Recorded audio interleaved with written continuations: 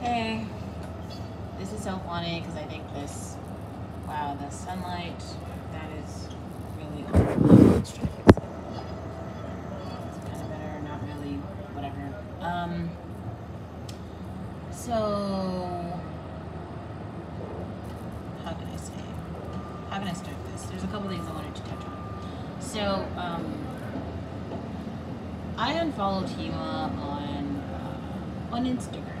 Now, the reason that I did this is because I feel like it's very clear that for whatever reason he hates me, and it's just pointless to like basically try to have an interaction with someone who just doesn't like you. And some people, for whatever reason, they just don't like you, so you just have to move on. So I'm doing that in the relationship, the non-relationship with Hema. Okay. I also think that Chris Brown blocked me on Instagram. I don't really know why. I don't think I said anything like mean to him. Maybe I did, I'm not sure. I did make a comment on loyalty where I felt like respect is more important than loyalty. Maybe that didn't go well. I'm not really too fazed about that. Yeah, personally, I'm just not really a Chris Brown fan. I think that his earlier work was really good. I think that a lot of the urban stuff that he's been doing, as of lately, I don't know, I guess I just don't care for it very much. I am a fan of Wizkid though, and so the fact that Chris Brown was working with Wizkid was kind of like shocking a little bit, and just like, I don't know, I guess they're friends. Who fucking knows? I don't know. Also, I guess French Montana came out with a song today. I tried to listen to it. I couldn't understand what he was talking about. I don't know. No shade. I have no idea what the hell he's saying. Like, he has all these terms that I don't understand. He's always talking about cocaine, but he's not selling cocaine anymore. Maybe he is. I don't. To be honest, who knows? I don't fucking know. I also, okay. So then, yesterday, Robin reposted something from Beyonce's mother, Tina Lawrence, who was basically like, it was this skit of Donald Trump's advisor being like, thank you for overturning Roe versus Wade because you're saving white lives. And then Tobin Wigway posted, something from, is it Janet Elliott?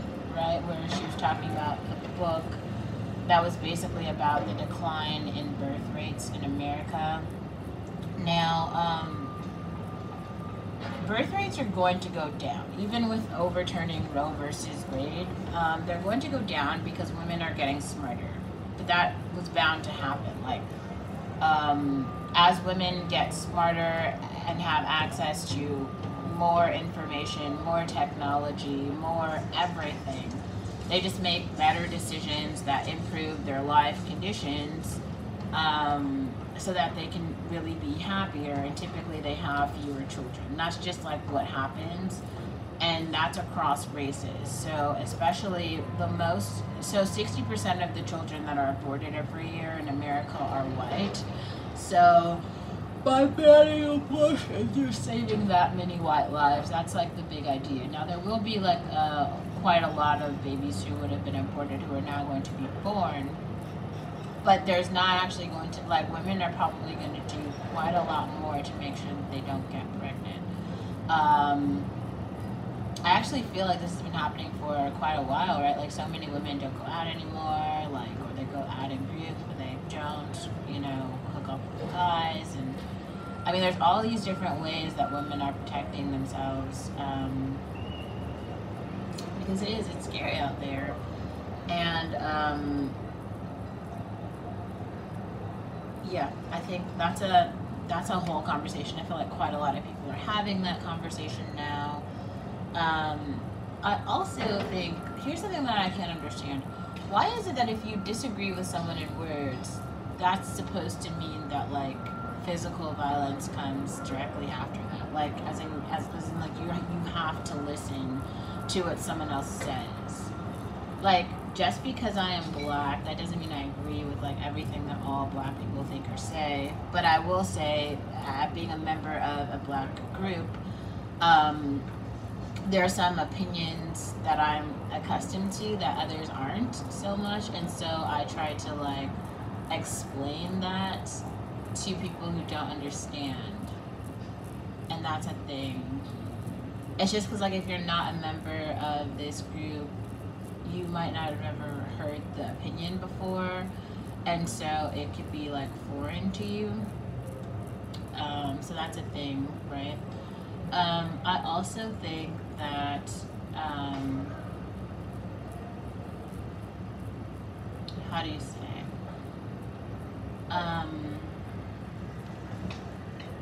Man, I think that um,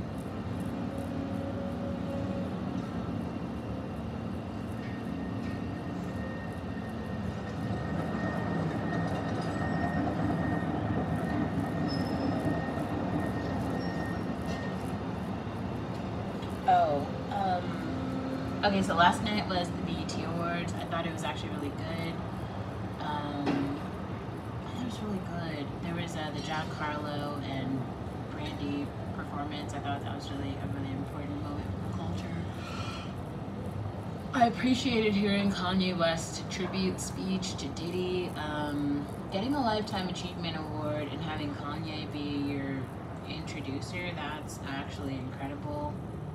Kanye West as an artist is just, I mean, he's not underrated at all, but his artistry is really impeccable. Like his body of work is just, it's incredible.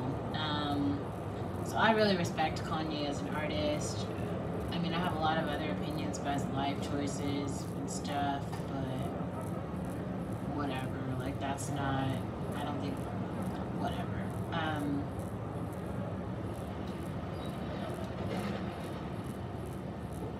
I hadn't seen any performances by Lotto before. It was kind of nice to just see her perform. I haven't actually seen Sweetie at all. I don't know. I would have assumed that like Sweetie would be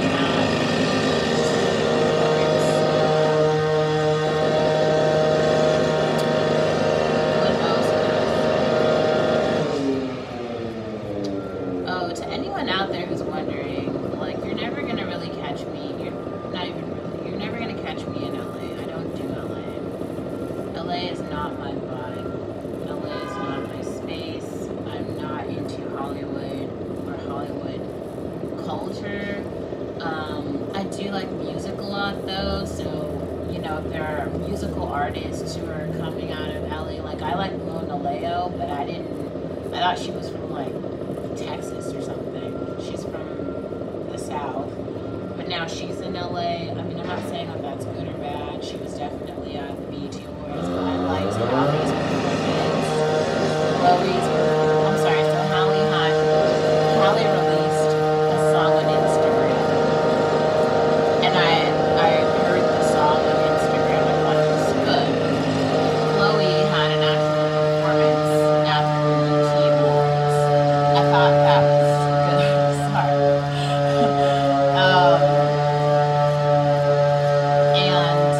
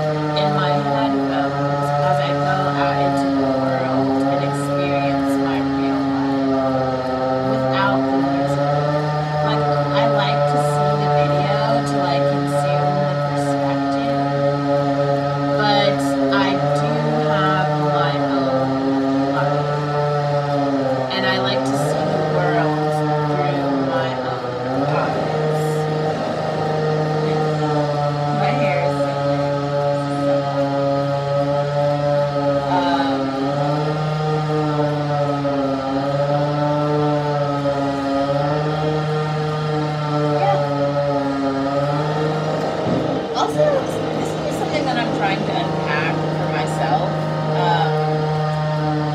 So I saw a video by this guy who I was in a Buddhist group with, Marcel, and he was posting a video and it was saying this is how Africans dance.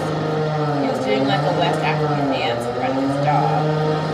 Now, this is a racial slur because a lot of African people are afraid of dogs because the dogs in Africa are actually wolves and they're like killer wolves, so they're not kind of them. There's not another way to say it. They're not accustomed to humans. So that's one of the main reasons that, how can you say, you can kind of tell if an African has been socialized if they have a dog on a leash or if they're comfortable around dogs, because that means that they understand that in America dogs are pets, so that's kind of a really big cultural difference.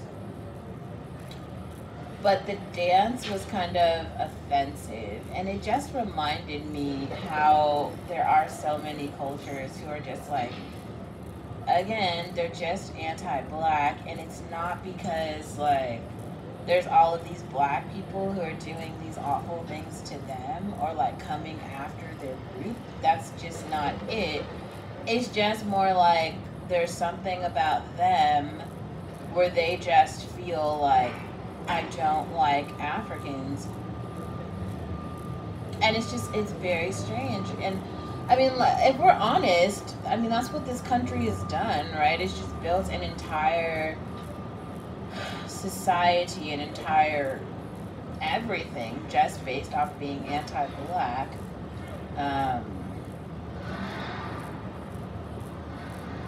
And that's really sad, and it's really hard, and it's really mean. It's really mean because it's just like, it's racist. And it's just like, there's so many black people on planet Earth. Like, why would you think that's a good idea?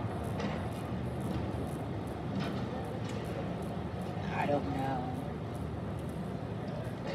And I think it's just another reason why so often it's like I go out and it's like I'm just I try to work really hard to be like civil and kind.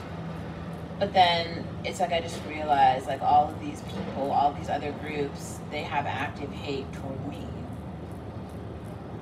And it's only natural that I have like a response to that, you know? And it also becomes really difficult in terms of existence because you might, as a black woman, you might get to a space where you actually realize even black men hate you. And it's just like, damn, like there's no one left. Like you might not get along with your parents, right? And then it's just kind of like, okay, so society at large and most white people hate me. My parents hate me, like black men hate me.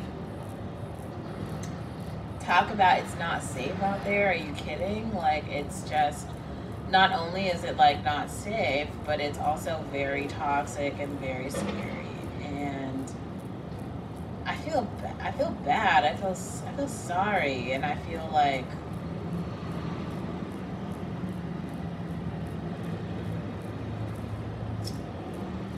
I don't know which words to use to describe this, but here's an example. Okay, so the other night when I went into Holy Cow, the bartender was an Asian woman, and the host, who was like checking people in, an Asian woman, right? So the first thing I did, I just went and I got a drink. I gave her a tip. I sat down at a little booth and I just drank the drink, right? And I was just kind of looking around, and then I heard a song come on, so I saw two other black girls and they were on the dance floor, and I just went to go dance with them. Now, the Asian host, she was just like so uncomfortable. Like I saw her like staring at us, and she was just like so uncomfortable that we were happy dancing. And it was just like, I don't understand why our joy just dancing on the dance floor to the songs on the radio is making her unhappy. Like, what the fuck? That's hella weird. And like, that's the society in which we live. It's like all the other groups, a lot of their existence is just about like demonizing every single thing that's like black. it's like, how can we just show you over and over that A, we hate black people and black women, and that B, we are like better or different in some way than black people, or specifically black women. And then how can we make media and content that also proves this point? I don't know. I don't have specific answers to that might clarify stuff. I'm not really sure. But I do know this. It has taken us a very long time to get to a space where we have a lot of examples of black joy. And I don't want us to like go backwards. I don't want us to like forget that and forget how far we've come to like get here and gaslight that experience in any way, so that, you know, we're taking away from like the reality of certain freedoms and rights that we have now that we just didn't really have.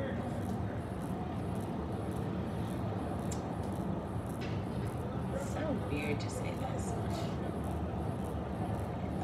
You know, I don't know, guys. Like, I really do hold these opinions, and I'm not ashamed to share them.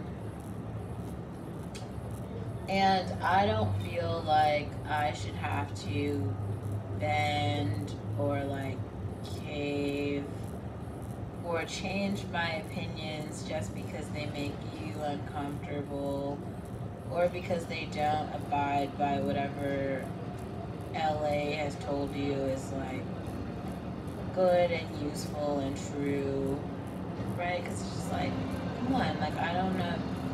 I don't really agree with that. Like, I don't conform to those beauty standards. I don't look like those girls. I'm not there. But I exist, and my existence is real. My humanity is valid, and, you know, that's despite however you feel.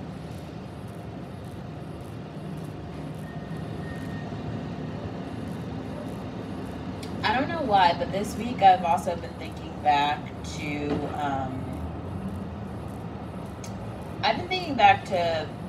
my Twitter comments, and how they offended the people at Robin Hood, and I never really addressed that because life just kept happening so fast for me at that point.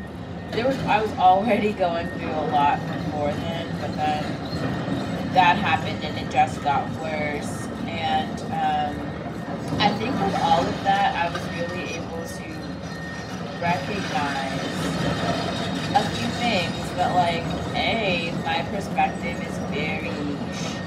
Like, or maybe, how can I say, I might be one of the only people who's like willing to speak my perspective out loud. And like I said, so many groups are segregated that they don't ever hear other people's opinions. They just have these like assumptions of like what they think things are like based on like, I don't even know, like television or media. Like,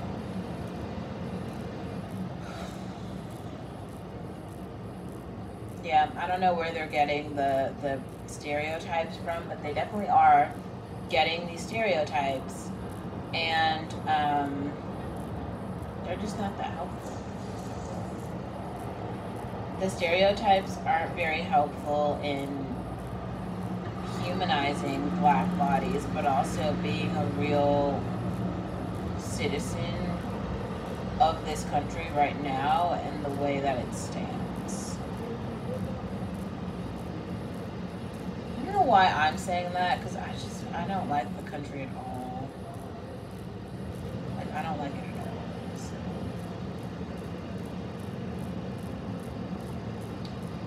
I do feel like it's important for me to make content content about my perspective just because no one else will. And I guess, like, it is really hard to get to, you know, wherever I've gotten. I don't know how to describe all of it because it's not, like, the greatest, right? Like, I saw a little video of Chris Brown having $1 million worth of sneakers in his garage. $1 million fucking dollars worth of sneakers. That's insane. $1 million worth of sneakers. That's so many sneakers. That's so many sneakers. That's a lot of money.